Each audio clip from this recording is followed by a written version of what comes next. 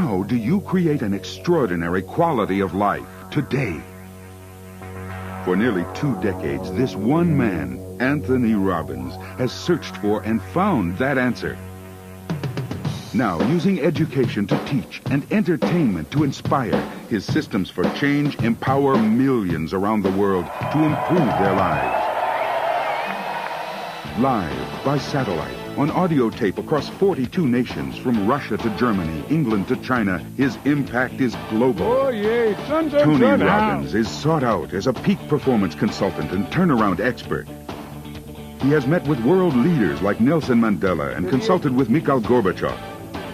He has counseled U.S. President Clinton and Princess Diana.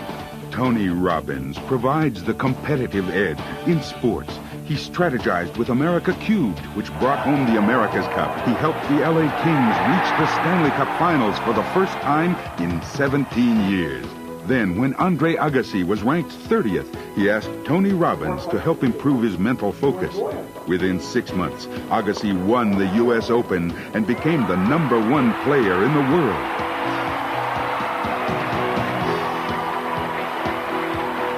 Tony Robbins has worked with people from every walk of life, from the most challenged to the most successful. From people like Quincy Jones, Pamela Lee, Bill Farley, and executives from Fortune 500 companies.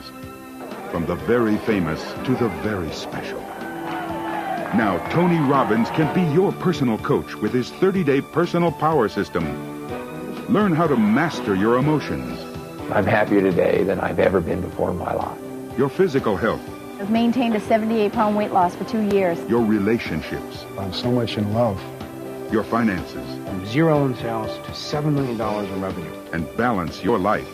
He's saying, here's the door, here's the key, go for it. Personal Power is the #1 best-selling personal achievement system of all time, with over 25 million educational cassettes sold.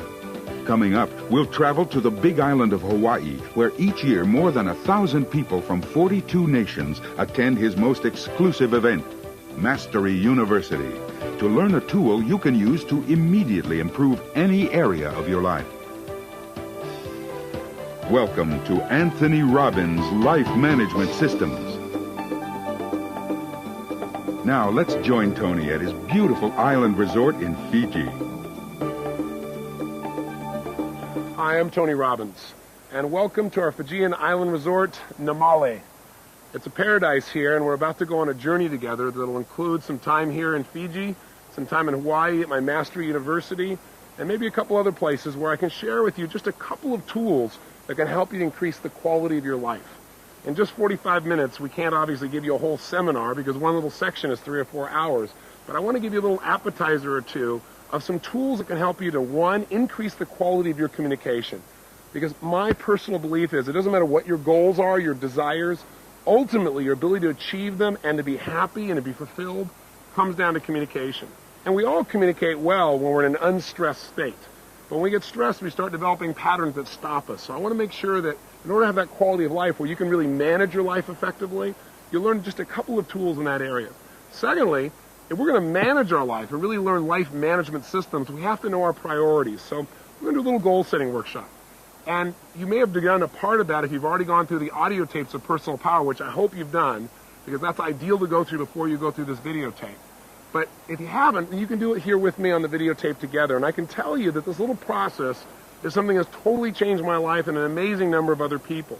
In fact, sometimes when you begin a process, you wonder, oh, is this really going to make any difference? You know, it seems so simple. But I can tell you that simple things, little things, aren't little at all if they are significant, if they're things that can shape our lives, that they can change the way we think, the way we believe, the way we act, and therefore what we experience in our lives. And that's what we're going to share with you on this tape. So again, you'll get a little peek of many different things, but I hope you'll take the time to not only watch passively, but to actively do some of the exercises. Because I can make a tape that just looks really fine, but instead I want to do something that you actually do. It's kind of like a live video workbook. So don't sit passively, do something, follow through, and I can promise you some amazing results, especially if you've really gone through Personal Power now for the 30 days. I can give you an idea. In the last week, I get to hear stories every day from people that have used Personal Power and made huge changes, or used portions of it even. In the last week, I had the privilege of visiting with a man who I met about a year ago, right after the President's State of the Union address. I kind of stayed in the background till a little after midnight, and I decided to walk up the steps of the Capitol and stand there where the President is inaugurated and just see what it felt like up there for the person who was really making a difference in our country. And in the middle of the night, I see this man running up these stairs saying, "Are you Anthony Robbins?" And I said, "Yes." And he reached up and he grabbed my hand and he shook it. And he said, "My name is Bobby Rush." He said, "You know something? I'm a congressman today because of you." I said, "You're kidding." And he said, "No." And he shared with me how he went through personal power and he changed some of his most limiting beliefs. And he said at the time, he said he knew it was valuable, but he had no idea the cumulative effect that it was going to happen for him, that he started developing a new momentum. He set some brand new goals. He made some tough decisions. He broke through what would stop him, and now he's doing something that he really loves. And by the way, he said, by the way, I was an ex-Black Panther. Talk about a little change. Simultaneously this last week, I had the privilege of spending some time that reminded me of my goal-setting workshop. This workshop you're going through, I did for myself for the first time years ago in Russia, back in 1982. And a couple days ago, I got a chance to see how the world has changed by visiting with the president of the past Soviet Union, Mr. Gorbachev, and flying with him on my private plane for 4 hours. Talk about chills, thinking about what can happen by using these tools. And we started talking about what changed the world. And the interesting thing that he shared with me is he said, the breakthrough, what took us from a place where we had 70,000 nuclear missiles pointing at each other, where people are constantly worrying if we're going to die or not, someone's going to push a button, people are practicing duck and cover. What wiped that out, what ended the Cold War, was two people communicating. He said, what broke it all down is I knew Americans were beasts and you knew we were horrible. He said, but Ronald Reagan and I developed a relationship. And I tried to dig. I said, when did it happen? He said, well, at our first meeting in Geneva. And I said, well, what really did that? What was the first trigger of trust? He said, well, you know, we were both on our side of the fence, you know, arguing for our side. And at one point, he said, Ronald Reagan reached out to me and he said, listen, this is not working. Let me start fresh. My name is Ron. And he said, he reached out to shake my hand and say, may I call you Mikhail? And when he told me the story, he had this huge grin on his face. And I began to listen for 4 hours to all the tools that basically you're going to learn on this tape about quality communication and how it changes our lives, our businesses, our relationships, and literally how it changes the world. I'll give you one final example. Now, all I'm trying to do is not to impress you, but to impress upon you that if you'll follow through and do this, some miracles can happen. And I'm giving you some famous names because hopefully that'll grab your attention and you'll think this is real. I tell you about John Smith, you might not listen. But I'll give you one more. Michael Crichton, the writer. I was speaking with him earlier this week as well, and he said, I want to tell you, one late night I was frustrated. People have been calling me saying, how's it going? Which he said really means, where's our work? Where's the screenplay? And he said, I just didn't have any momentum. And he said, I watched this show and I thought, what the heck, I'll try this. And he got the personal power tapes, he said, and he listened. He said, I did the whole thing, all the way through. And he said, I knew that was important. I got this brand new momentum and this new passion, this new energy. And he said, as a result of that, he said, I started writing again. And everybody said my idea was stupid, that it had been done before, it was a waste of time. He said, but I got the thing done. And in the goal-setting workshop you're about to do in a few minutes, he said, I designed what I was going to get out of that, even how much money I'd earn off this particular screenplay. And he said, I wrote down a number that was so unrealistic. It was a number that I'd never gotten before. And he said, you know what? I sold it for exactly the amount I said that I wanted. He said, so I really owe you some thanks. I said, well, what screenplay was it? What book was it? He said, Jurassic Park, the best-selling movie of all time. He said, I guess I owe you a little thanks. I said, well, thanks, Michael. The point is, this process you're going to do is simple. I'm not going to try and pump you up. I'm going to try and give you little pieces, but it's up to you to follow through. So will you do that? Please do. Don't sit passively. Take some major action. And again, know that we're just going to give you pieces of things. At the end, we'll wrap up together. Make sure, though, that you follow through on the 30-day tapes, because this is your bonus. Those tapes are the basis of this change. And I hope as a result of these changes, you'll want to take yourself to a brand new level. So let's begin. Let's go to our first venue, and let's find out what are some of the tools that can truly change our lives. Okay, good morning. Wow, good morning.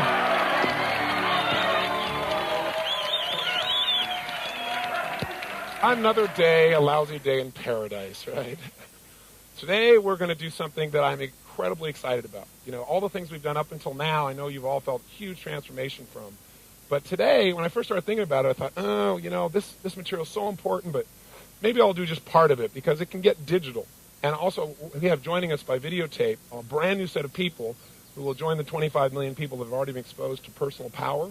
We've created Personal Power 2 now, the driving force. And in it, we're not just focused on how to achieve your goals, because as many of you know, you've become extremely successful. That's how you got here to be with me in Fiji, how you could afford to be here, both time and money-wise. But you've also learned by your own experience that that's not enough. You got to be fulfilled. So what I want to do today is show you some tools beyond what we've done here in terms of how to really be fulfilled in your values and your goals and your life, but really how to manage your life. Because how many of you found that as you become more successful, sometimes also you've gotten more stressed? Let me see your hands. Say, ah. And I can tell you that all of a sudden when I got 9 companies and 4 children and I want to write books and do television programs and now these United Artists Theaters that we do these seminars in all these cities simultaneously and come here and do programs in Fiji, all that simultaneously, while it's an incredible benefit, incredible reward, even having multiple homes, a real big problem to have, right, to complain about. But all those things make a demand on your time and on your energy, on your mental focus, and pretty soon, sometimes success starts feeling stressful. And you start achieving your goals and say, is this all there is? Why am I working so hard, Like some people come here to Fiji and somebody says to them, why are you working so hard? The Fijians will invariably ask people this. The guy says, well, I'm working hard because I want to make several $1 million so I can come here and lie on the beach. And the Fijian says, well, I lie on the beach here all the time. I don't have any millions of dollars, right? And when they have what they would call a quality of life, right? Well, so the person's, so caught up in making a living, they aren't designing their life. I can promise you the impact will thrill you. By the way, let me tell you the other side, too. There's always 2 reasons to do things. One reason is for what you'll get. The other reason is for what you can avoid. Everything we do is to avoid what? Pain and to gain some pleasure, the combination of the 2. So I can tell you that if you look around just in my country, and I know we've got about 7 different countries represented here, and people watching will be from countries all over the world. But in my country alone, to give you an idea, 1 out of every 2 couples who get married end up in a what? Think about that. 1 out of 2. Was it always that way? No. What's happened is we were told that in the future, when we had all this technology and all this information, what it would do is it make our lives easier. We'd have more free time. How far has that worked? Not very. For most people, they're working harder. They're more stressed today, even though they're living in the information age when everything's supposed to be so much easier. There's something that's shifting there, and it's because we're not managing our resources effectively enough. And that's what we want to change in this process. So part of what we're going to do here is take a look at what the cost is also if you don't do it and what you can gain. We in our country, to give you an idea, in America also have a situation where we got 60 to 70% of the people who are overweight, depending on whose poll you read. Now, how is that possible? Only one way, not managing the resources of your emotional state, of the way you eat food, of the way you move, and it costs you the quality of your life. We have 15 million people, I should say, that every year in the United States are diagnosed as clinically depressed. 15 million. Now, how could that be? Not managing the resources of your mind, your body, so you really feel good day to day. You can feel good day to day, you certainly have, but you've learned tools to do that on how to manage your state. You got a situation in America where you have 5% of the world's population in the United States. We consume 50% of the world's cocaine. Think about that. All this says to me is one big giant frame. People don't know how to manage their resources. They don't know how to manage their state. They're living in a state of immense stress. This session is going to show you how to eliminate the vast majority, not all, but the vast majority of unnecessary stress in your life and put a heck of a lot more pleasure than you ever thought of before.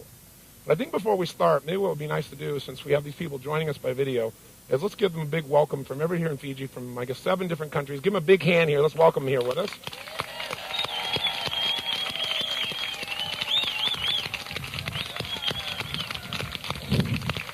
Oh, give them a big welcome. Crank them up here.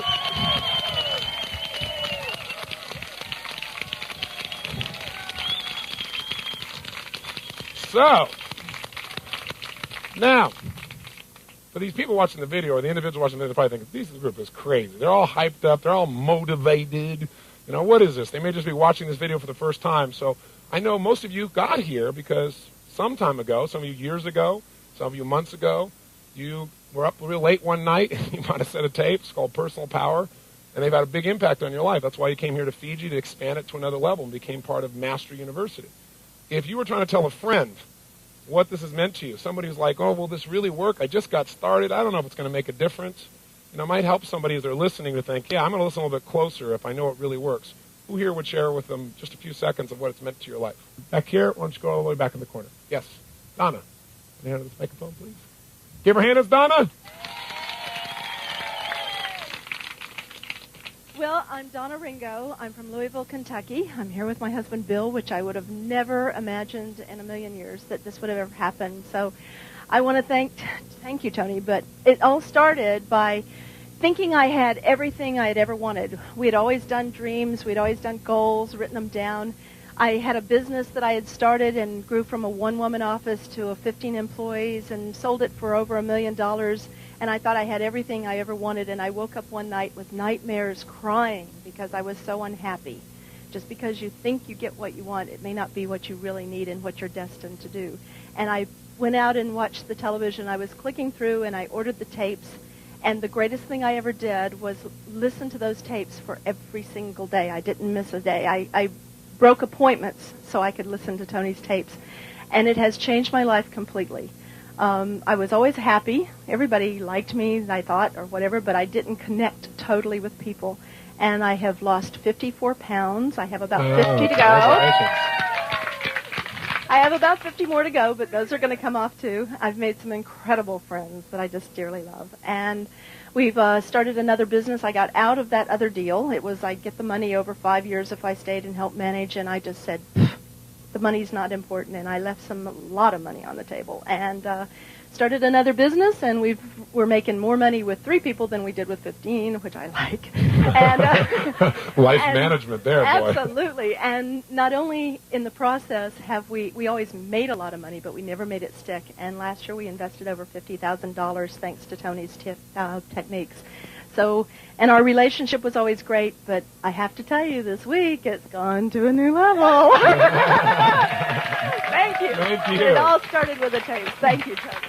I noticed Bill took a bow when you said that. You know, it's easy sometimes, when you're around something so much, take a little bit of it for granted, especially yourself, how much progress you've made. It's kind of like your children, People come to me and say, boy, Josh has sure grown. I go, yeah, he sure has, sort of, But now that my son's at Switzerland going to school, he comes back 3 months later, he's a giant, because I have some contrast. I'm not around it as it's growing incrementally. I get to see the full impact. So you might want to think about a little bit today, and those of you on tape, how far have you really come? Even though you may have some challenges in your life, how far have you come? And most of you are doing so much better than you give yourself credit for, and most of you here are starting to give yourself a bit more credit, I notice, because you're smiling a lot more. Now, so today is life management systems. Question. What does everybody want? If we're going to manage things, we've got to manage them to get a result. So what does everybody want? Tell me. They want peace. What do they want? Yes. Balance. Yes. A fulfilling journey. I would say that what most people want, if you listen to people in the 60s, they'd say to change the world. What was it in the 70s? To take care of me, right? This is if you believe the media anyway. The media said the 70s was the me generation. Everybody was into the narcissistic approach. In the 80s, what was it supposed to be, if you believe the generalization? Money, right? It got to become successful. And in the 90s, the new catchword is quality of life. But no one seems to be able to define it. Quality of life. Well, I have more free time. Well, how many of you in this room, and I'm sure you must know people, if not yourself, have had free time and not been happy? Anybody had that experience? So sometimes what happens is people achieve their goals, as she just got done saying, achieve your goals and you're still not fulfilled. You're still not happy. So if that happens, you don't have a quality of life. Everybody has the illusion that someday when I have more money, someday when I have more time, someday when I have a better home, someday when my family is finally grown up, my kids make it out of school, some days when I get my kids into school, someday when this happens, then I'll have a quality life. But quality life only comes from one thing, fulfillment. And those of you watching here a few days ago, if you were on tape 5, you listened to the goal-setting workshop. We all did a goal-setting workshop yesterday intensely. By the way, was that valuable for you? Did you enjoy it? Yes. Okay? So goals are one thing, though, but goals are a vehicle towards getting yourself to meet these 6 human needs that we talked about on tape number 7. This whole idea, the 6 human needs, and how to make sure that whatever you're doing, you don't just do something that makes you feel good for the moment. You do something that makes you feel fulfilled long term. So if you and I are going to really have an extraordinary quality of life, how would we measure that? Would it be by cars, homes, a certain amount of financial success, maybe doing well in your career? I have to tell you, I've had the privilege now of being with people from about 43 nations of the world. And throughout that time, I've worked with the most, quote, successful people in the world and those that are most challenged.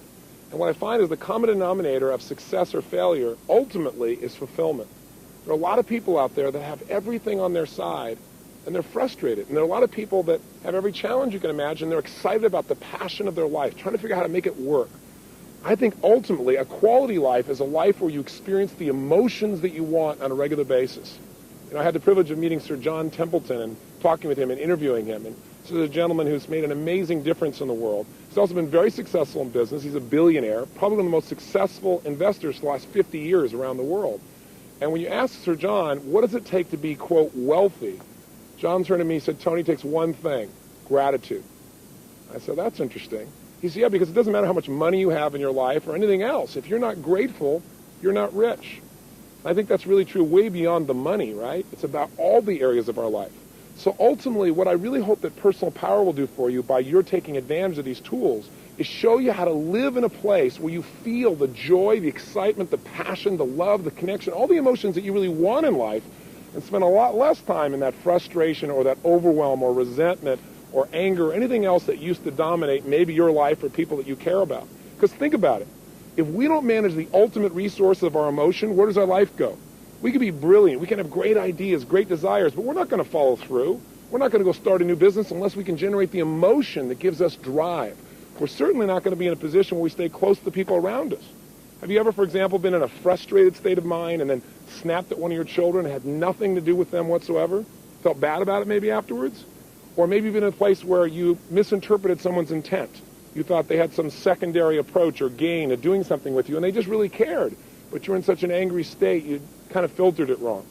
Well, I don't know if you've ever done that, but I've been guilty of both those things in the past. And I don't want to be guilty of it in the future. And there's a way to create change.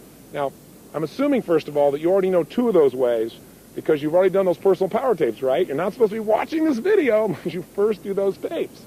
But just in case you didn't, I'll give you a little review. 2 skills that immediately change the quality of our life by changing our emotions. And by the way, out of our emotions come all of our behaviors. If you're on a roll, if you're in a peak state, if you're feeling passionate, you will follow through. On the other hand, if you're feeling passive and quiet and tired, you're not going to follow through. So the ability to change your state in a moment is the secret to not only peak performance, but a quality life. So how do we do that when we're constantly in a world where we're being interrupted? Like, you may hear some airplanes here. You might have to bear in mind with me. We have to both manage our states here. But the way you do it is 2 ways. And by the way, I'll show you these 2 ways real quick, remind you. And then what we're going to do is I'm going to take you to Hawaii, and I'm going to have you sit in on one of my seminars, and I'm going to teach you a skill that'll show you how to immediately increase your drive to do certain things. For example, are there some things you know you need to do, but you have a hard time getting yourself to follow through? Or maybe there's some things that you want to do too much. Like you want to eat that pizza, or you want to have that chocolate. You want to do something that's kind of destructive, and you need to lower the amount of drive, lower the urge to follow through. I'm going to teach you a really valuable urge management tool that's so simple you can use it immediately. But first, let's do a quick recap, okay?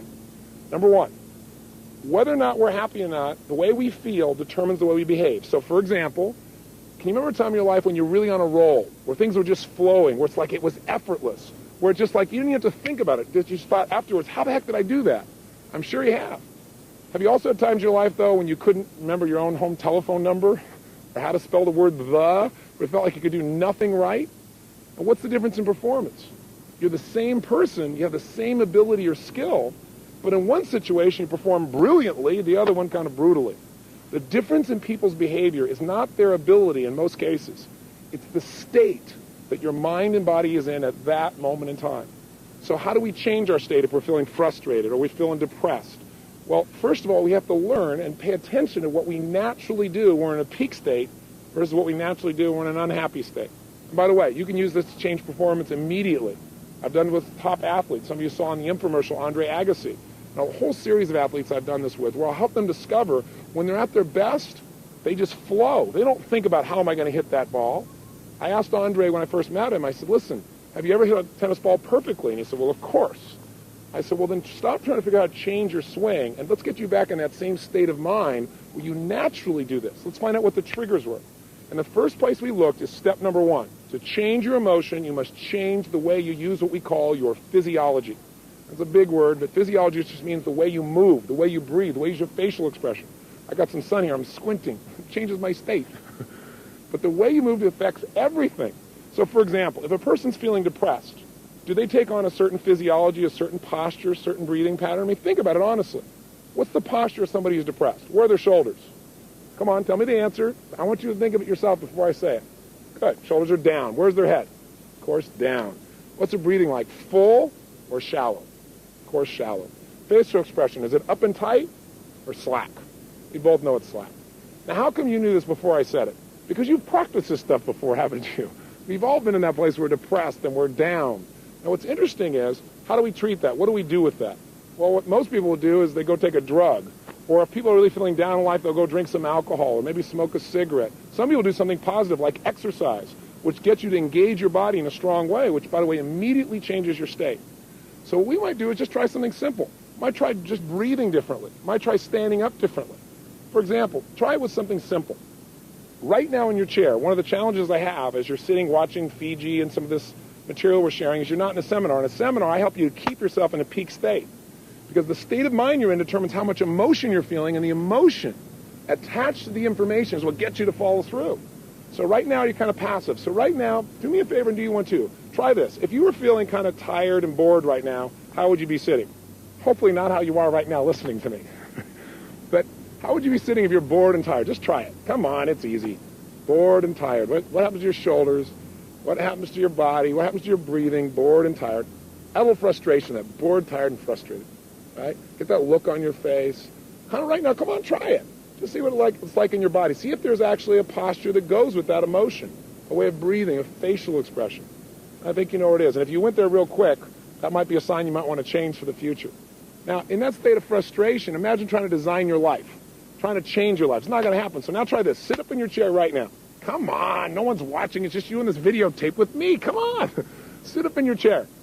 Come on, sit up tall. Sit up like you'd be if you were really feeling unstoppable right now. Has there been a time in your life when you felt like you were on a roll? Like, man, nothing you tried would be stopped, that you'd find a way to turn it around? Sit up in your chair that way. Breathe the way you'd be breathing if right now you felt really good.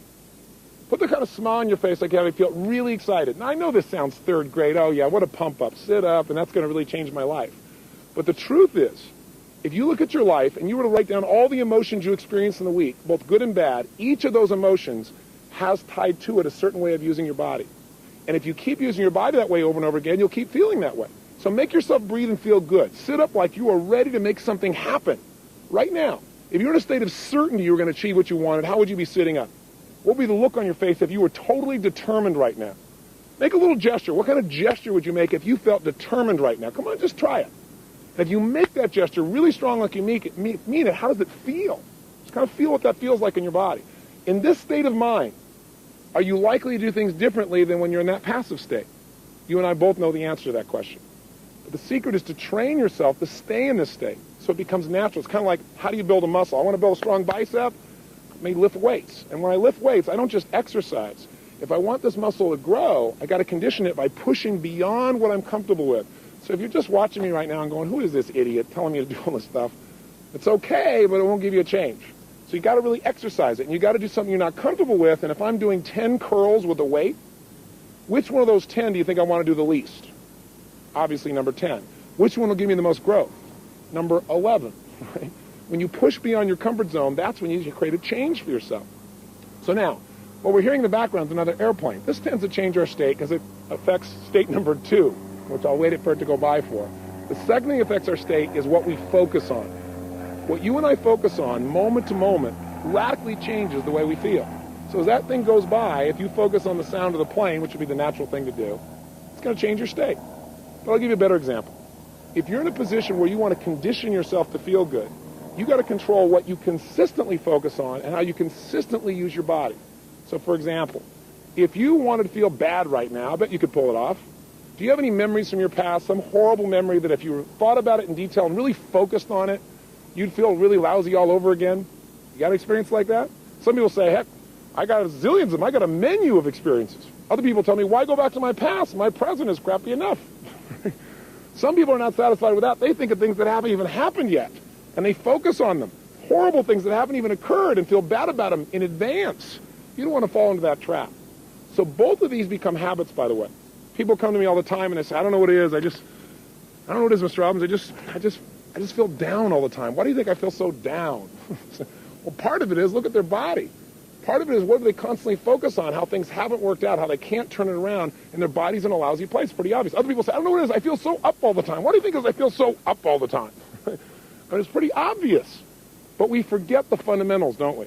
We turn, most of us, we don't like the way we feel, to alcohol again, or cigarettes, or smoking, or sleeping, or we go watch TV to change our focus, to take us off what we're focusing on that makes us feel bad and make us focus on something else that maybe feels okay for the moment. Or you go shopping where you change the way you're moving, you feel pretty good, and you focus on something else.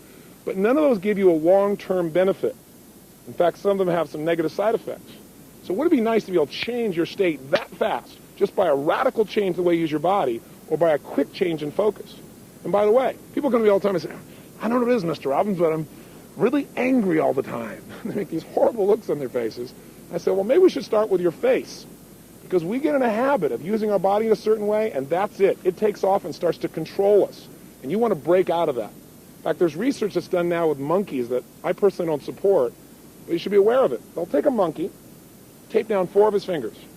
They'll take one finger and they'll manually bend it back and forth, over and over again, manually. After doing this for thousands and thousands of times, an interesting thing occurs. Each time you bend this finger of the monkey, metaphorically, imagine that to do this, the monkey has to make connection in the brain between one nerve cell, a neuron, and another, just as a metaphor. And imagine for this to happen, you have to draw a string of connection between those 2 neurons, those 2 nerve cells in the brain. Well, once you got 1 string, 2 you got 2. Thousands of times, the monkey is now wired to do this. So much so that now you can open the monkey's fingers, and guess what the monkey does for no good reason? Over and over again. You go, so what? I'm not a monkey. What's the point? Well, the point is this. Do you ever go to work the same way each day? Maybe get on the same on-ramp each day? Do you have a kind of a ritual like that? Have you ever had a day where you're actually supposed to go in a different direction, but you're not thinking or on your cellular phone, and what do? You get right on that on-ramp the same way? You're a monkey. What you're doing is you've conditioned yourself so much that it's like hypnosis. You just automatically go into it. Well, can we condition ourselves to feel frustrated over and over again by going into that same physiology, that same set of movements? You bet. Can you condition yourself to feel depressed? You bet. Can you also condition yourself to feel absolutely euphoric, where that is your natural emotional pump? And I'm not talking about just being motivated. I'm talking about really, truly feeling that way day to day, where the natural feeling for you is to be strong and to be focused and to be determined and to be happy. The answer is absolutely. Now, that's one aspect, is physiology. Let's look at focus a little bit. You might say, okay, Tony, I know I've got to focus on what works. Are you saying just be a positive thinker? I don't believe in positive thinking. I don't believe in going to your garden and saying, there's no weeds, there's no weeds, there's no weeds. That's not going to, they'll take your garden. That's not going to help you. You got to be able to focus on how it really is, but not make it worse than it is. You then got to see it how you want it. And then you got to focus on how am I going to make it the way I want it. I'll tell you how you control your focus. It's not through affirmations, I'm happy, I'm happy, I'm happy, I'm happy. I'm really happy, I really am. With that physiology, no matter what you say, you're not going to feel happy. But what it really is coming down to asking yourself better questions. You see, every moment while you're listening to me right now, every moment in your life, you're, quote, thinking. Thinking is nothing but the process of asking and answering questions. Here's the problem. Most of us ask questions unconsciously. And ask and you shall what? Receive. So if you ask lousy questions like, why does this always happen to me? Well, it may not always happen to you, but your brain is like the ultimate computer. If you ask it a question, it's got to come up with an answer. It's got to make one up. So if you say, why does this always happen to me? Your brain goes, you're a schmuck. Or some people say things like, how come I can never lose weight? And your brain goes, because you're a pig. You ask a lousy question, what are you going to get? A lousy answer. A better question might be, how could I lose weight now and enjoy the process? Because if you say, how can I lose weight now, your brain will just go on a diet, and you go, I don't want to go through that again. But if you say, how can I lose weight now and enjoy the process, your focus goes to not only achieving, but enjoying the process. You might say, I've always wanted to ride horses. Maybe I'll take horseback riding lessons. I won't even be thinking about it, also lose weight. Do you get the idea of what I'm talking about? I'm doing it quickly because in Personal Power we've talked about these, but I want to remind you of them because the questions you ask yourself and the way you move radically changes the way you feel. The way you feel determines what you're going to do. In a frustrated state, you're not going to go out and be totally loving. In a frustrated state, you're not going to go start a business. Remember, it's not our intellect that makes us do these things. We don't marry someone because we made an intellectual list. You marry them because they ran off with your heart and you're passionate to be with this person. You love them. You start a business because you found some drive inside of you. Because it's hard to do those things. But the rewards are in who we become as a person as we live in these states, and they are habits. So you might want to take my little test. You might want to take a few minutes, stop this videotape, and actually write down a list of all the emotions you experience in a week. I mean, both the good and the bad, honestly. Right? What are the terrible feelings? What are the not so good feelings that you not feel once in a while, but consistently feel? What are the great ones? And again, test this.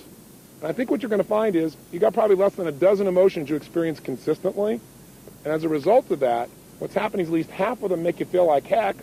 And as a result of that, what's happening? You should feel a smidge cranky when you see this because you're ripping yourself off. There are 3,800 emotions you could feel. So quality life is a life of powerful, positive emotion that you're able to share with the people around you, whether it be your kids or anybody else, because you're feeling it, not because you're pumped up, not because you're trying to be positive or give something to someone else, because you really feel that way. And if you got everything else in the world, you got the money and the homes and the cars, and you got success, and everybody respects you, and you change the world, but you're not happy, then you got a John Belushi on your hands. A guy that tons of people love, did what he loved in his life, and he's gone because he didn't make himself feel good. He made everybody else feel good. Or an Elvis Presley. Or maybe your neighbor. Or maybe you in your past. It certainly was my past. So I really want you to take a look at this. Let me offer you one other little tool, and then I'll take you to Hawaii. It's a simple little thing. So simple. See, I'm a big believer in profound knowledge. Profound knowledge to me is something that is so powerful, but is so simple. It's something that as soon as you understand it, whether it be a strategy or an idea or a distinction, that the minute you understand it, you can immediately change the quality of your life as well as anybody else's life that you have the privilege to actually touch. So here's a simple idea. I call it incantations. We all know about self-talk. You know, you should talk to yourself right. But you can self-talk yourself like crazy. You're great, I'm great, I'm great, I'm great, I'm great, and you still feel like heck. So that doesn't do it. We know about affirmations. I'm happy, I'm happy, I'm happy, I'm happy. The difference between an affirmation and what I want to talk to you about is something I call incantations. The literal dictionary definition of incantations is magical words spoken forth. Now, when you speak magical words, they have an impact on you. What's the magic that takes a word into something that actually changes our life? Well, repeating it over and over again is okay, but it's emotion. I mean, think about it. That's what starts wars. That's what makes you fall in love. That's what changes your life is emotion. So we have certain phrases that we say to ourselves a lot, over and over again. But when we say them and add emotion, they literally put us in a form of almost hypnosis. Kind of like incantation. Think about the times of King Arthur and the spells that used to be put on people to turn them from a frog into a prince or vice versa. Well, we use these incantations all the time. People say to me things like, you ask somebody, could you go get me the salt? In their head, they're on the way in going, I don't know where the salt is. I really don't know where it is. It's right over there to the right. I don't know where it is. You keep saying, I just don't know where it is. You open the cupboard, you really look, you keep saying, I don't know, and finally you say, I can't find the salt, amazingly.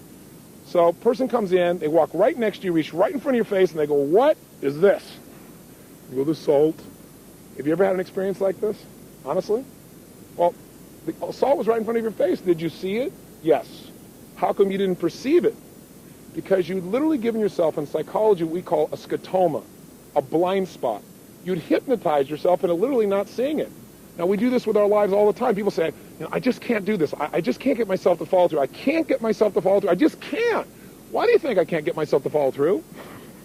Well, it might have to do with what you say 20 times a day with all the emotional intensity you can possibly generate that's creating this challenge. You got to notice that. Or, I love chocolate. I just love it so much. I can never give it up. Now, teach me how to give it up. Well, nothing's going to change you if you keep giving your brain and your body a direct command through incantations. And by the way, you can use incantations to enhance your life. What if when you're running, you're saying, I'm a lean, mean running machine? Or every day and every way I'm getting better and better. An old affirmation from an old book from years ago that now most of us know, but do you use it? See, my whole thing in life is so much stuff that makes a difference in life is simple. We know it. But the difference in life is knowing doesn't change your life. Doing does. Lots of people know what to do, but they don't do what they know. So what I want to do right now is have you just think about, put yourself in a strong state. Sit up in your chair. Don't be sitting passively anymore in here, because that's the challenge. You're not in my seminar. My seminar, I'd move you. Because the last part of emotion, I should mention, is conditioning. Just like those monkeys, what makes them go is repetition. Here's what they found out when they did this training of their fingers. If they take down all the fingers and they move this finger, but while they're doing it, they create a tremendous amount of emotion in the animal. And the way they do that is they stimulate the pleasure center of the brain in this monkey while this is happening. Pleasure, while it's happening. Pleasure, while it's happening. Pretty soon, guess what? It doesn't take thousands of times. A dozen or two times, and the monkey does this constantly. Advertisers know this. How the heck do you think they run all these commercials? Commercials have very little to do with what the product really is. In a beer commercial, do you get reality? Do you get a big guy with a nice beer belly grabbing his buddy by the head, pounding him, going, love you, little buddy? I don't think so. What you get instead is some really sexy, attractive woman or man who's drinking this beer looking wonderful, as if that had anything to do with the beer. See, the reality is it all comes down to attaching emotion to what it is you want. Every advertiser knows that. What you want to learn to do is advertise in your own brain to condition yourself to follow through. And the first way to do that is right now be in an upstate. And by the way, if you see some video of our university, you see people having a great time, look like they're at a rock and roll concert or at a top sporting event, or they're celebrating, it's not about pump up. It's about putting yourself in the state where you will learn and remember. That's what it's really about. So here's the tool I want you to learn. Really simple. We're going to show you a tool I call an urge management tool. It'll show you how to take something, for example, that you don't want to do and get yourself to love doing it. Really love doing it. I'll also show you a tool if there's something you love to do that's not good for you, how to change it. And it's all done with some simple questions. So let's go to Hawaii, and let's give you a little idea what it looks like, and then I'll demonstrate it for you with a real person, and I think you'll laugh and hopefully learn as well. I'll see you in a few moments.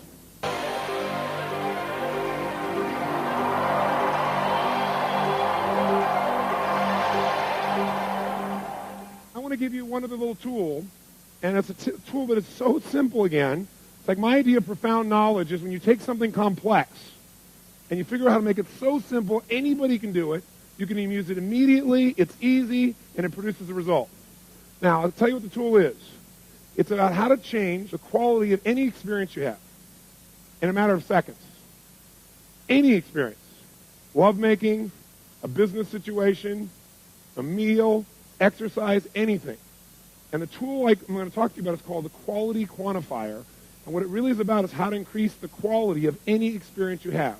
I developed this tool because people have used like the personal power product, for example, around the world and made major changes in their weight. For example, how many of you use that product to lose some weight? Let me see your hands. Now, do people overeat every moment they're alive? Yes or no? They only eat when they're in overeating what? State. When you get in that state, you lose all your consciousness about what to eat, about how to eat, about how much to eat. It's gone because you're in a state of such urgency. And when people are trying to make their life better, they have to be able to do it by being conscious. But what happens when the urgency rises, your consciousness disappears, and all of a sudden you lose all of your faculties. So I started thinking, have I ever been in a state where I felt like I had to eat, but then something broke the pattern, and I forgot about it for a while? How many of you had that experience? You thought you were starved, something broke your pattern, and you lost the urge. It's not that you can't manage your behavior, it's that you're not managing your urges. Because if in the moment of the urges you took something to take control of it, you could have changed it all. So in order to do that, I was at a friend's house, and I was thinking, okay, how do I help people manage those urges? There's so many tools. I want to create something so simple anybody can do it. I thought, there's certain levels of urges. They have different levels. Some urges, you feel driven. Some urges, you feel like no matter what, you're going to have it right now. Like how many of you have ever broken some of your own health rules because you got in such an urge state? Okay? But other times, it's like you could have that food you think you're normally addicted to. It's sitting there in front of you, and you don't even care. Have you had that experience too? And not because you were full, just because you weren't into it. So I said, well, let's quantify that. There's a quality of experience, there's a quality of our state where we follow through, where we follow through a little, where we don't follow through at all, and where literally no one can make us follow through, make us eat it. And everyone has this capability. It's all a matter of manipulating our focus, our perception, the meaning we attach to things. So I was at this friend's house, and they had some banana bread sitting on their coffee table. And I looked at the banana bread, and I asked this lady there who I know, I said, what's your level of desire for that banana bread right now on a scale from 0 to 10? She looked at it and went, maybe a 4. I said, well, what would it take to make it a 7? She said, what do you mean? I said, to make it where, right now 4, whatever that is, you've now quantified where you are. What would it take to have the desire move up to 7? Not 10, but 7, where you really start to really want it. She said, well, I thought about it being hot. I said, what about 8? She said, I thought it was hot, and it just come out of like the oven. I thought about it smells, and I could actually feel the chewiness in my mouth. You can see her start to go into state. Her eyes got like this. Start doing the banana. She's looking at the banana bread like this. Like she's going to swoop in for it now, right? I said, what would it take it to 10? She goes, if you put chocolate on it. I said, okay, whoa, hold back now. I said, what would it take for you to get it to 2? She said, to realize it's just cold and been sitting there for a while. And you could see her just drop down to it. So it's like a scale, right? I said, okay, what would it take for you to get to -2? And she said, I couldn't do that. I mean, I like it. I said, I know you can't, but if you could do it. Whenever people say they can't do something, say, I know you can't, but if you could, they'll give you the answer. If you're persistent. She goes, I guess if I looked at the grease on the napkin it's sitting on. And I thought about that going in and, then I wouldn't want it at all. You could just see her whole state change. I said, what would it take to make it -5? She said, if I saw all that grease like crumpled together, like coming out my pores, like acne or something. Ugh. I said, what would it take for it to be -10? She goes, oh my God, if I thought it was going to make me sick. She goes, if I thought it would make me sick, I'd throw up. Or, oh my God, I never do it. I said, what would that be? And she started getting this really state. I said, you want it? She goes, no, I don't want it. I said, well, come back here for a second. Imagine it being hot and moist and chewy. And she went, oh yeah. I imagine chocolate on it. So no, come back over here. It's really cold. See, it's cold. See that? And literally, I could just move her up and down the scale of urgency. So I'm watching this and I'm saying, wow, this is amazing. Being able to shift back and forth. And by the way, people usually, to get to -10, also have fear of loss. It's that they be sick, or they lose their freedom, or it would do something to them that's horrible, some form of pain. Pain, the loss of pain, the fear of loss, that pain, seems to push people through the roof for urgency. Like when you say, oh my God, I haven't eaten in 12 hours. That'll move you up there real fast. I'm starved. At the same time, you think something's going to make you sick, you'll avoid it at all costs. It becomes that other level. So I started saying we all have the resources inside to change where we are on the scale from one place to the other. But then I started using this thing, thinking, wow, I could do this beyond food. Most people in life have experiences where they go out and do something and see how it turns out. How silly. How stupid.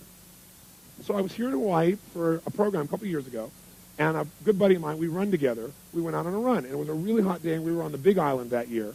And the place we ran was like where all the volcanoes have just desolate, made it desolate. There's no trees, there's nothing. And it was really, really hot, and there was no wind. So we went on this run, and we were just pushing it pretty good. We came back at the end of the run, and I said, let me ask you a question. I said, how would you rate that run we just did on a scale from -10, worst thing of our whole lives, to +10, the best run ever? He said, I'd say it's like a 6 or a 7. I said, that's exactly where I rated my head, too. I said, let me ask you a question. If you and I were going to go back and run again, is there anything we could have done that would have made it, if we decided it was going to be a level 8 run, could we have done that? If we decided in advance it'd be a level 8 run, could we have done it? He said, yeah. I said, what conditions would we have to create in our head, or our bodies? What would you have to do to make that a level 8 run for you? He said, if we would have run like in unison as we run it, because sometimes you went ahead and I went ahead, and we went back and forth, and sometimes we're going back here and there, and sometimes we're teasing each other. But if we were running in unison, he said, that'd be an 8 for me. I said, wow, that's pretty cool. I've never thought of that. Yeah. I said, what would have made it a 9 for you? He said, a 9. He said, if we'd been running in unison and we were running like doing a cadence or something, like saying something, was doing it in unison, he said, it would be awesome. You guys had a military background. Cadence, right? And I said, well, what would have made it a 10? He said, we've been running our guts out, right? I mean, we couldn't even breathe. We're at the end of it. We've been in unison. We've been cranking, and we just collapsed from total intensity and exhaustion. I said, you know what? I said, I now know why you're always getting injured. Because he's always getting injured when he's exercising. Because the only way for you to have a level 10 experience is to push yourself beyond what is helpful and be totally anaerobic. And he went, whoa. I said, you're totally right. So I want to have a great experience. My complex equivalent in my head of a great experience is so exhausted I have nothing left. I said, so I've discovered in my life there are lots of ways to have a level 10 experience. There isn't just one way. So how can we have a level 10 experience but not be burned to the ground? He said, wow. I thought for a while. I said, well, if while we were running we would have noticed, the water in the distance and noticed the different shapes of the lava, if we would have, as we're running, looked back at each other and smiled a few times while we're running in unison, if we would have brought a piece of music for the last part of the run that we could have turned on, and we could have cranked to and it felt really good to, but not been exhausted, and we came up with all these things that would have made a level 10 run. So what I do now in life is when I'm having an experience, I ask myself, what's the quality of experience I'm committed to having? I don't wait and hope it shows up. Does that make sense? Because if you wait and see, you get what shows up. You decide in advance what's the outcome. And the way you do that is you give a numerical number to it to start with. You say, where am I right now about doing this run? You might wake up and go, I'm at level 4 about doing this run. What do I want this run to be?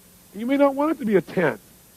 But you probably want it to be in the 8, 9, 10, 7, 8, 9, 10 range. You say, okay, I want it to be at least a level 8. Then you ask yourself, what conditions would I have to create in myself or in the environment?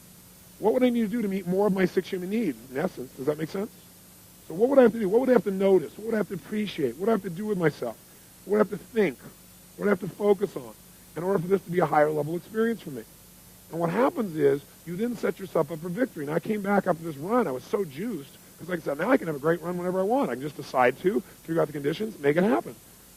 We all have this illusion that life makes us feel a certain way rather than we create the conditions within ourselves that generate our life. So false. So what you want to do is see where are you, step 1, 0 to 10. Step 2, how do you want to feel? Describe some of those feelings. Step 3, give it a numerical number. It's going to be a level 8 experience or 9 or whatever. Step 4, what are the conditions that I can control? Not, I'll be happy if you do everything I want. And then go do that. And I'll give you an example of this also. At the same time I was there, I shared this with a group about my run with my buddy. And this one man raised his hand. He said, but running for me is a -10 experience. I said, why? He said, because I'll die of a heart attack. I said, have you died in a heart attack in the past? Is that how you know? He said, no, but I was running one time. My heart started beating out of me. I said, well, how long ago was that? He said, it was 10 years ago. I said, well, are you in better shape, worse shape? What does your doctor say? He said, oh, my doctor says I'm in really, really great shape, but I can never run again because I know what that means. I said, well, great. Tell me what it means. And so he told me what it was at -10. I said, what if it was only -3? I didn't go to +10. That's too big a jump. Do you follow me? One of the big things is you go, I'm going to have a level 10 experience, and you don't even know how to do a 4 yet. So you got to go from, like, wherever you are at 1 or 2 and go to 4, and then go to 6, and then go to 8, and move your way up. I didn't take him to 10. I said, now, as long as you know you're healthy and you're running in a way that does not tax your heart, you're being totally aerobic, you're going to walk if necessary, you're wearing a heart monitor the whole time. I said, could you do that? He said, yes. He was looking forward to it. He came back the next day. I said, what was your level of run? He said, I got to tell you, it didn't work. Everybody looked, and he said, I had a level 16 run. So I want to show you how to do this in kind of a fun way. Let's take pizza. I think that'll be an easy example. It's a fun example. Who here is absolutely, totally, completely addicted to pizza? You could swallow 2 or 3 of them right now. Nothing can stop you from pizza. That's how much you want it. A total addiction to pizza. If you have that addiction, stand up so I can see it. All right, hold it. All right, how about this gentleman right here? Come on down, sir. Give him a hand. Come on down. This is Bill. Give him a hand. It's Bill.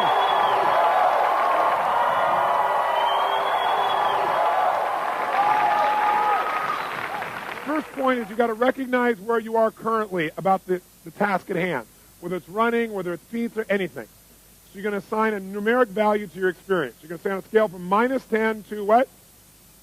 +10, where are you? So we'll say to you, on a scale, Bill, from -10 to +10, where are you around eating pizza? +10. Is it just +10 or is it above +10? +12. +12. Is that about accurate? Yeah. +12. Okay? So then, most people never decide in advance the level of quality, pleasure, joy, excitement, or even pain that they're committed to experiencing to a given task in advance. So the second step is to consciously describe what feelings you want to experience while doing a particular activity.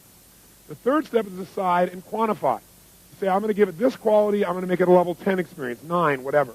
The fourth step to the right here is you're going to ask yourself the question, what conditions must I create inside myself or the environment in order to experience this at a level of quality, at level whatever? Okay? What do I need to focus on, appreciate, what do I need to do with the task in order to change how I feel about it? What we'll do here with Bill is we will ask him where he is, and we'll get him to move things for us and tell us what he has to do to change it on the scale. So, Bill, if you imagine this is our scale from -10 to +12. We'll have to add 2 more here for Bill. Okay, so +12. What I'm going to do is I'm going to put the pizza in front of him, and he'll describe for us a little bit what are some of the qualities that he needs. So, Bill, here is a pizza, sausage pizza. Well, first off, I don't eat sausage or pepperoni. You don't eat sausage or pepperoni? I love the cheese and the other aspects of pizza. Cheese pizza.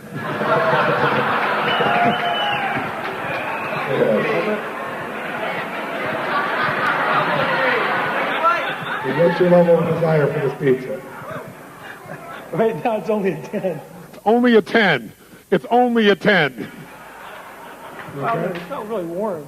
Not really warm. Well, imagine it warm. 10. 10. Imagine it getting warmer. Imagine some mushrooms on it. Okay, imagine some mushrooms on Maybe it. a 12.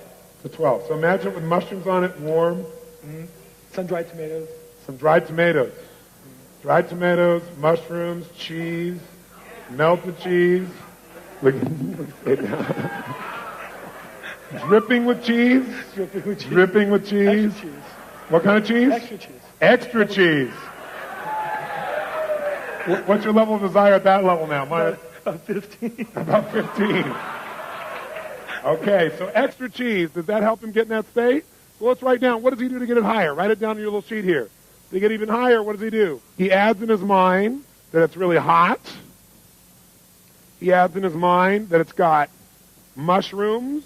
And to get it to 15, he puts on extra what? Look at his face when he even says it. Look at his face. And sun-dried tomatoes, thank you. Now, think about this pizza now, and I want you to take this pizza, if you would, and put it down, if you would, to level 8. Go ahead and hold it with the other hand. Level 8. Tell me, what do you got to do to make it level 8? Plus 8. It's not really, it wouldn't be warm. It'd be warm. And maybe it's just cheese pizza or... Oh, I got to give you, I'm sorry, I gave you the wrong one, didn't I? Yeah. There we go. Yeah, if it wasn't really warm, if it was just slightly above room temperature, maybe it'd be an 8. Slightly above room temperature, which is about what that one is. Okay, so that's an 8. Bring it down to a 3. It'd have pepperoni and sausage on it. Okay. Hold both of them now. It looks more attractive when he's got more. Did you see his face? Oh. I still want to drop it. Okay, that's fine. No problem. So make it a 3, and it's got sausage on it because you don't eat sausage or pepperoni. Because after all, you're one of those guys that has a pizza and a light beer. I don't drink beer either. Oh, okay. You don't drink beer either. Do you have a soft drink? Diet Coke. Before the seminar. I understand. I'm not on your case. I'm your buddy. But isn't that what we all do? It's not just him. Yeah, give me a big extra cheese pizza and a light Coke. Okay, it's a sausage. Make it a 0. Where you should be noticing is not just what he says. Do you see the change in his head? Do you see the change in his breathing? His facial expressions? Is he in the same state? Yes or no? Is he even close? Where is it now, 0 to 10? 0. So 0 is it's been sitting out for now. Make it -3. It's pepperoni and sausage, and it's been sitting out for an hour, and the grease is kind of coming out of the meat. The grease is coming out of the meat. Can you picture that? Mm-hmm. Can you see that? Yeah. Yeah. And what if it was a cheese pizza, but it's still -3? And it had also mushrooms on it, and it also had extra cheese, but it's still -3. And it even had tomatoes, sun-dried tomatoes, but it's -3. How do you do that? It's been sitting out for a while. How long? A couple hours. How do you know when you look at it? It's kind of glazed over. I guess the sugars come out from the cheese on top. It's kind of glazed over, maybe hard. Getting hard. The sugar is glazed over on top. Anything else that makes it a -3? Oh, that'd be it. Okay. Make it a -7.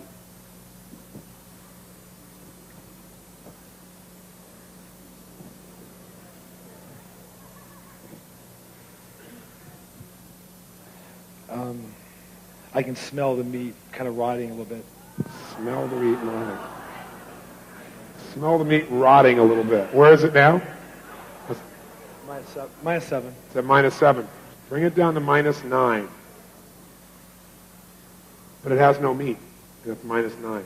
It has mushrooms. It has extra cheese. It has sun-dried tomatoes. And it's -9.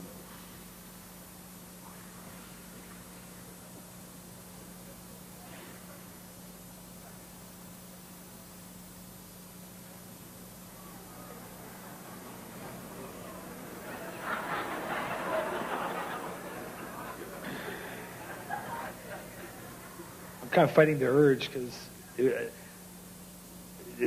I'd be smelling the rancid smell of cheese in my stomach. Okay, go ahead and do that. Well, I don't want to throw up here. But I mean, I would get that urge. You'll get the urge, but I won't let you throw up.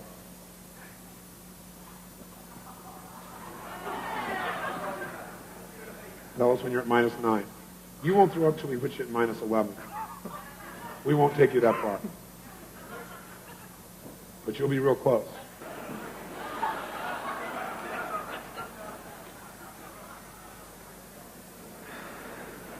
Tell us where you are now. -8. -8. Take it to -9. What are you focusing on? Take it to -9. The smell. Smell of what? Like the cheese, rotting cheese. Rotting, rancid cheese. Can you see what it looks like, too? And smell it? I couldn't even look at it. Can't even look at it. Go ahead and look at it while you say that. Look at it. Think pizza. That's it. Just look at it and think pizza. Tell me when you're at -9. Imagine mushrooms, extra cheese. Mushrooms, extra cheese, pizza. That's it. Mushrooms, extra cheese, pizza. That's it. Mushrooms, extra cheese, pizza. Where are you right now? Scale from 0 to 10. Mushrooms, extra cheese, pizza. Smelling the rancid smell. Look at the pizza when you think about it also. See it and smell it. That's it. Hang on, hang on, hang on. That's it, that's it. Mushroom, extra cheese, smell it. Smell the rancid smell. That's it. Smell the rancid smell. That's it. Smell it. Smell it. There it is. Smell the cheese. You can smell it. That's it. Smell the extra cheese. That's it. Smell it. Extra cheese. I'd like some extra rancid cheese. Where are you? 0 to 10, right? -10 right now. -9, -9, -10. Don't go to -11. Don't go to -11. Okay.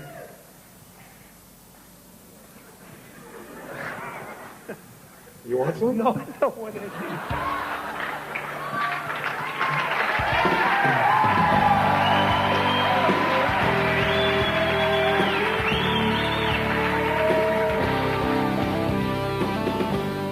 So does that look like a fun and hopefully valuable tool? I know it's deceivingly simple, so you might say, well, I don't know if that's really going to change the way I really feel, or maybe it'll change the way I feel for the moment, but it's not going to last. In fact, Lisa Gibbons, who was the person who interviewed me in the infomercial that you saw before you got these tapes, she was at that program, and afterwards she came up to me and she said, how did you know he was going to change so fast? I said, because everybody does. We all have the same nervous system, and when we use it effectively, it's like a computer. When you know the right code, you can change it rapidly. It's this hypnosis we have that change has to take forever. It has to be painful that keeps us from changing. And I said, it'll last, or you watch. She said, well, we'll see. So we just followed up about a year later with this gentleman, Bill. And what's interesting is, not only has he not touched any pizza for an entire year, I mean, not even close, but he said he's never touched any more cheese. And here's the best part. Is it because he can't? No, he could go back and change it tomorrow if he wants to. I'm not about taking away people's choices. But he doesn't have an urge to. He doesn't have any desire, is what he said. I just don't want it. Wouldn't it be nice to eliminate one of your addictions through this simple process? Now, it's true if you are, like, say, loving chocolate, and you keep saying, I love chocolate, I just love it, I love it, I love it, I love it, I love it, and you give yourself this incantation, remember that? Or with all this emotional intensity, you talk about how much you love it all the time, and then you go to do this to change, highly unlikely it's going to last because you're going to be giving your brain a different message. So you have to make sure that you control your internal dialogue by creating a new incantation that supports you, and you have to make this adjustment. So I want you now to do this so you see that it really works. You can do it with food, you can do it with something that you're doing right now that's not so good, and figure out, okay, if right now my level of desire for this food is at a 9, and I don't want to eat this food or this alcohol or this whatever, how would I lower it? And don't try and go from 9 to 0. It might be too big a jump. Let's say, well, what would it take for me to only like it enough that I consider it on a 0 to 10 scale to be a 7 or a 6?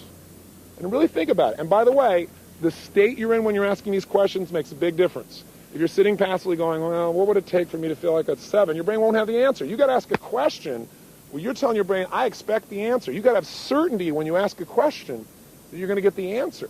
If you don't have certainty, it won't work. So put yourself in a peak state and then say, okay, now what would it take for me to have this be like a 3? A 0, and write it down, and you'll find a little chart that's enclosed with this videotape that can help you track it. What about a -2? What about a -6? And what you'll find is exactly how to increase your desire, or decrease your desire, I should say, or increase it if you want to. And by the way, what is this really about? quality of life. We talked about setting goals for quality of life. Here's what I want you to do. I want you not just set a goal for the quality of your life. I want you to decide and make it happen. And the way you do that is if I'm going to go on a run here on the beach, I don't want to just go for the run and see what shows up and whether I enjoy it or not. I want to decide in advance what the quality of that run is going to be for me. So if you want to take something that already feels okay or you're not inspired to do and you want to increase its intensity of enjoyment, you've got to say, okay, where am I right now about going on this run on the beach? 0 to 10. Well, I'm about a 6.5 or 7. Okay, well, what would it take for me to be at an 8.5? I don't know. As soon as you say I don't know, say, I know I don't, but if I did, what would it be? Kind of change your state, you'll get the answer if you keep asking. So you're going to say, well, if I were to notice what a beautiful day it is, well, what would bring it to a 9? Well, maybe if I brought some music with me, or if I listened to one of those Tony Robbins tapes, or something better, right? Something that puts you in a good state, so maybe I feel like I'm learning while I'm running. Well, maybe I could get it to a 9.5 by doing an incantation as I'm running. I'm a lean, mean running machine. Or as I'm running, all I need is within me now. All I need is within me now. All I need is within me now, with tremendous energy and emotion. Right? If you do that over and over again, how's that going to feel? You know? All I need is an airplane to go away so I can finish this tape. Whatever it is, you want to be saying it again and again while you're running, so you're literally programming yourself. That might bring you to a 9.5. Maybe you go run with a friend, that brings it to a 10. The point is really simple. Don't settle for whatever life gives you. You determine the quality of your life. And the way you do it is ask this question. If I'm at level 7 now, what conditions? First of all, what's the level I want to have? Maybe you don't want a level 10 run. Maybe I want it to be a 9 or an 8. What conditions must I create inside myself for that to be a level 9 run? What conditions? What do I have to notice? What do I need to appreciate? What do I need to believe or experience in order to really do that? What do I need to add to the experience? What do I need to think about? What do I need to listen to? And if you ask that question, you'll get the answer. So I know I've dumped a lot on you in this tiny little tape and kind of jumped you all over the world here. But my goal here is really to get you to do the 30-day tapes. I'm not, on this little video tape, going to get you to follow through all these things, but those tapes will allow you to do a little bit each day where it's not invasive on your life. And if you'll just do the little exercise at the end of it for 30 days, I promise you, radical changes. There's a reason why there's 25 million of these tapes out there and so many people from every walk of life that have gotten results. Because it's a way of conditioning and creating lasting change. So please, go do those tapes, and if you're done, then I'm sure you've already got a great story to tell me. So when this tape's over, make sure you do this exercise. Don't say, oh, that was kind of interesting. Stand up and do it. In fact, before I leave you, stand up. Come on, get up off the chair. Stand up just for a second. Come on, stand up. And as you're standing up right now, try something real fast. Stand the way you stand when you're not sure what to do, when you're feeling kind of uncertain. In fact, if you want to try something right now, think about something that you'd like to have happen, a goal or desire. And right now, stand the way you stand when you hope it works out. Come on, try it. How do you stand when you hope? Where are your shoulders when you kind of hope so? Sure hope it works out. I hope this darn tape program makes a difference in my life. Sure hope so. You know, how do your shoulders look? What's your breathing like when you're uncertain? You don't really know. Where's the weight in your body? Where do your hands tend to go? Say something in an uncertain tone. There's nobody around, it's just you and me on tape. Go ahead, try it. Yeah, I hope so. Hope. What does that feel like? Is your voice loud or quiet? Slow or fast? Shoulders, hands, where do they go? How does it feel about your ability right now to actually achieve this goal?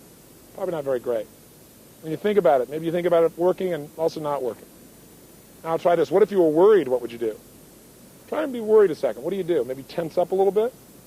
You get out of that. Put yourself in a state of certainty right now. How would you stand if you were absolutely determined that your goal would become a reality? If you were going to use this to truly change your life? Come on, if you're not standing up by now, please stand up. Right? Stand up. Feel strong. How do you stand when you are totally determined to make something happen? If you knew beyond a shadow of a doubt, you have decided this will be and therefore it will be. If you didn't even know how you're going to do it, but you just decided you were going to find a way or make a way. Have you ever been in that place where you felt like you're in a role, where you felt like nothing was going to stop you? Even if you haven't, stand that way now. Who do you know who's unstoppable? Stand like that. Pick some movie character, an Arnold Schwarzenegger or somebody outrageous, somebody, and be in that state. Because remember, when you change your posture, when you change your breathing, most importantly, when you change the way you move, emotion is created by motion. The tempo at which you say something will change you. So right now out loud, in a state of certainty, say anything out loud about your goal. I will achieve it. I will make this happen. Whatever you want to say, but try it right now. And that state of certainty, do it now. Come on. And that state of certainty, right now, feel how good that feels. And in that state, I'd like to ask you to take some action. And the action is do this exercise immediately. So either pick something you want to lower your emotion for, or pick something you want to enjoy more and change it right now. When you go turn this off, take action. If you do, I'll know you'll have some nice results to tell me as well. And I hope, after you finish these 30-day tapes, you'll write me a personal note about what's happened in your life. That's what I do this for the most. That's what juices me. I'd love to hear the story of your success and your enjoyment.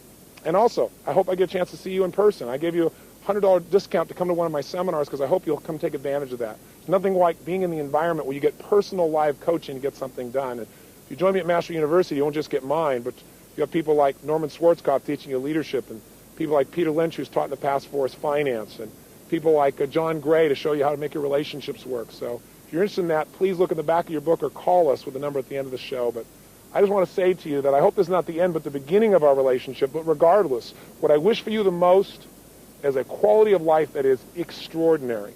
And that's done by you deciding to make it that way and using the God-given talents that you and I already have. So create an extraordinary life, enjoy yourself, take care of yourself and your family, make a difference in the world, and most importantly, live with passion. God bless. I hope to see you soon.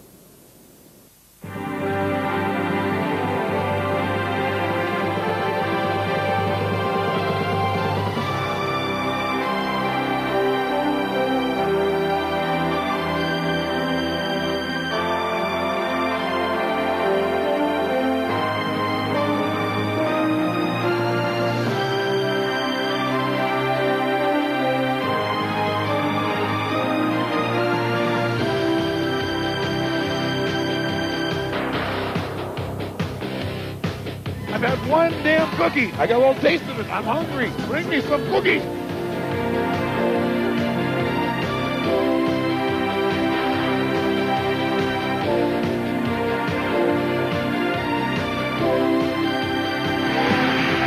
You want to make God laugh? You tell him your plan.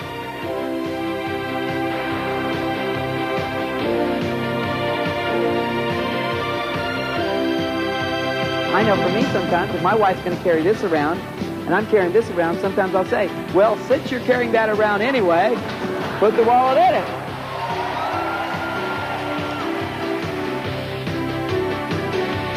And if you competed with those folks, you knew they were great. You should have bought the hell out of that stuff.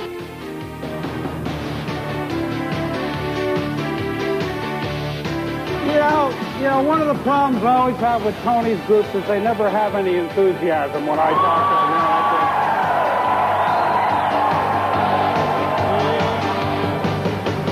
to them. Well, dear, I think you should do what you think is best.